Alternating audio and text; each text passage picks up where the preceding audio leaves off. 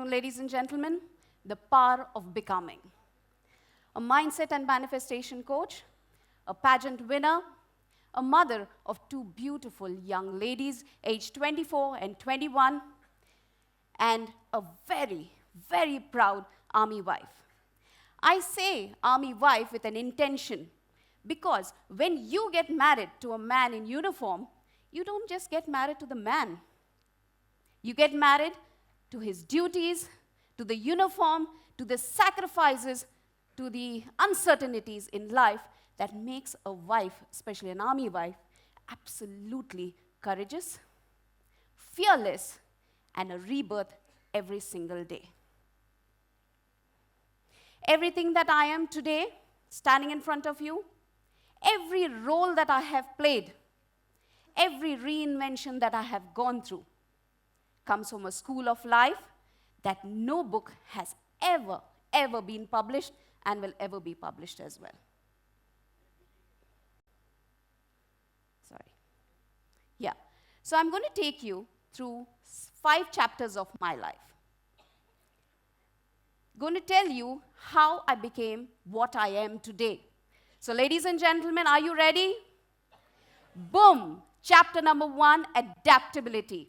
The first uniform I wore.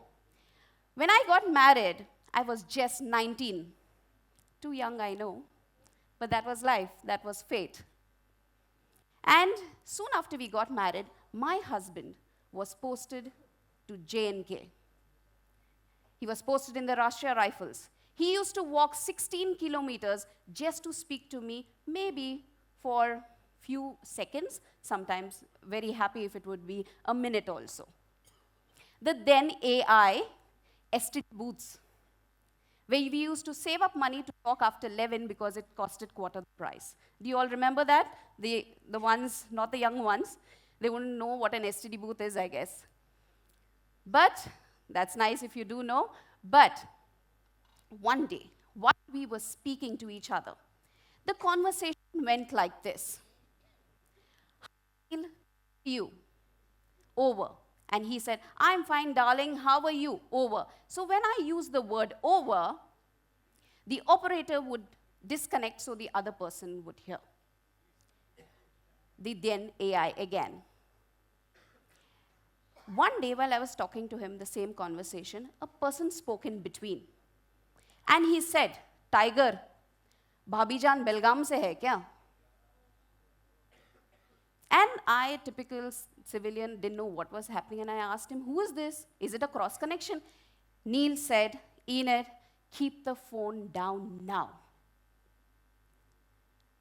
I kept thinking what it was. There were no video calls, there were no mobiles, there were no internet connection, there was no Wi-Fi to call up and say, Neil, what happened? Who was that person?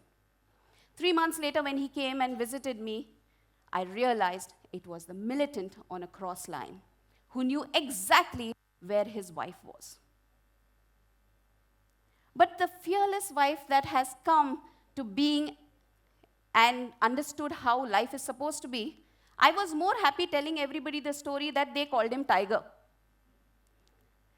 Actually, so that very moment was my initiation into the army as a wife, where every call had a story to tell, and it could be a happy one, it could be a sad one as well. So, chapter 2, reinvention. So, I decided, okay, this is my life, and 26 years, 26 cities, my children, 13 schools they have changed, and I myself have changed 6 professions. Why did I change 6 professions?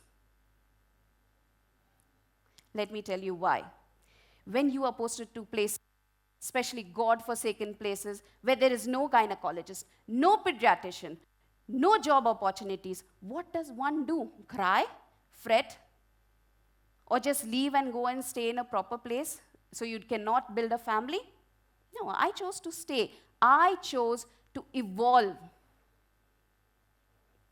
And at that time, still, the person that I was, a go-getter, said, I need to be someone.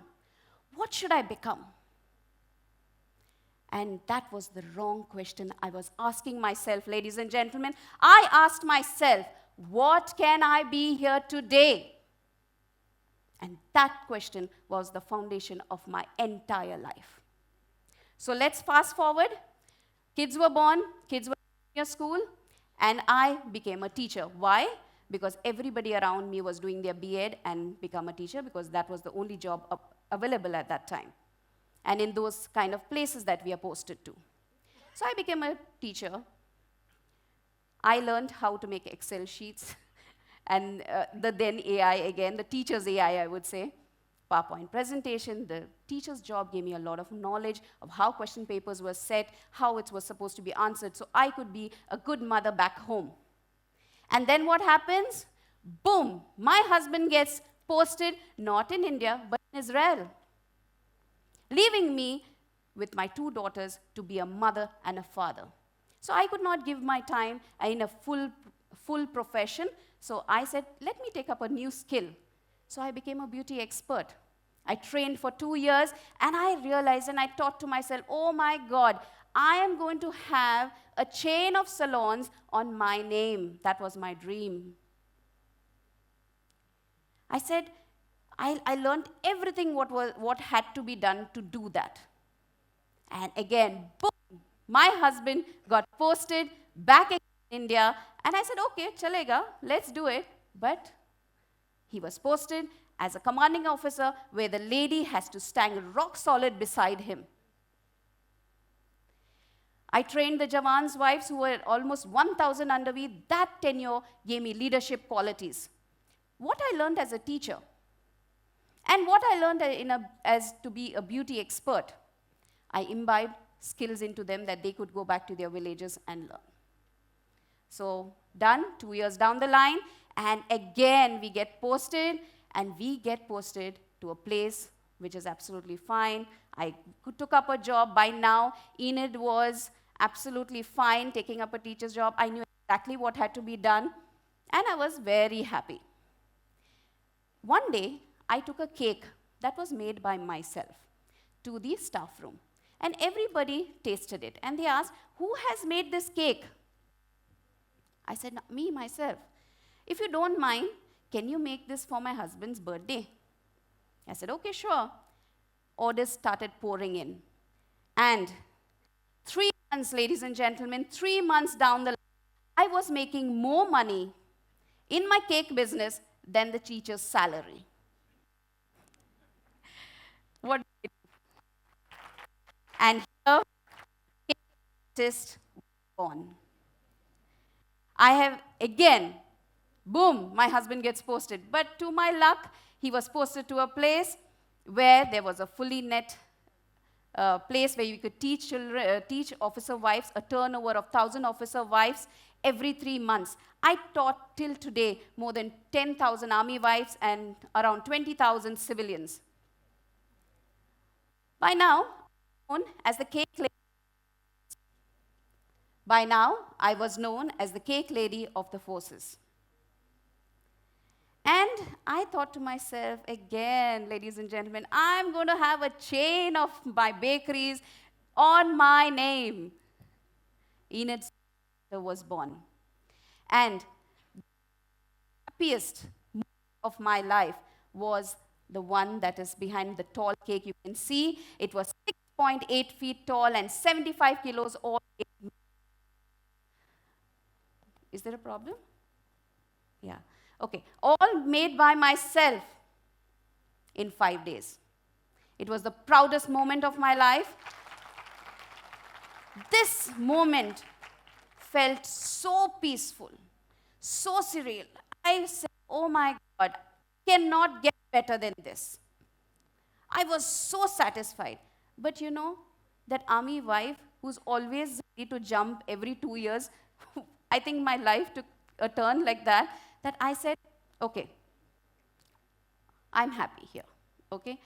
While I was on the way taking a flight from this event,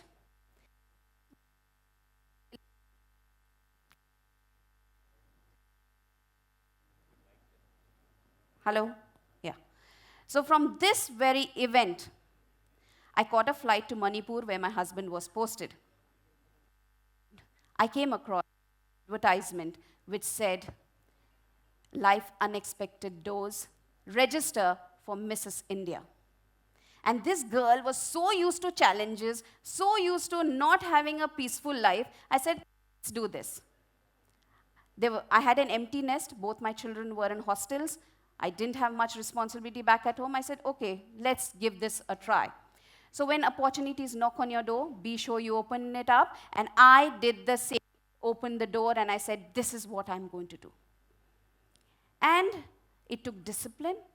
I must tell you this, ladies and gentlemen, it was 98 kilos when I registered. And the typical Mrs. India is supposed to be tall and slim, right? I worked on it. I didn't become absolutely slim though, because I was Mrs. India, but I definitely wore the crown. At the age of 42, with 2 adult daughters, I won the crown. And when the compere at that time, he announced my name. Contestant number 18, Mrs. Enid John, Mrs. India Legacy. My life froze, not because I was wearing the crown. I must tell you this, not because I was wearing the crown. It is because I realized something so profound, that the teacher, every role that I have been, the teacher that gave me knowledge and discipline, the beautician that groomed me, the counselor that gave me empathy, the mother that gave me the strength, and the army wife that gave me the resilience that I had to be just one role, a mindset and manifestation coach, not learnt in any college, not in any book, but on life's battlefields. Today's theme, Aham Bramhasmi. What is your unique dharma? My dharma was not a job, not a title, but to just evolve. And I just did that. Your circumstances reveal you, your struggles shape you, and your dharma is what you actually become. Today, when I look at myself many years back, and I look at that 19-year-old girl, I'm a little emotional right now. What all she's gone through. And I'll tell you what, she accepted everything with open arms. Aja, I'll do it. And I'll do it to the best of my abilities. This is what each one of you have to do. 26 cities, 6 reinventions, 2 daughters, and 1 evolving identity. If there is from the youngest person here to the oldest person sitting down here in this hall, I want to tell all of you, you are allowed to grow.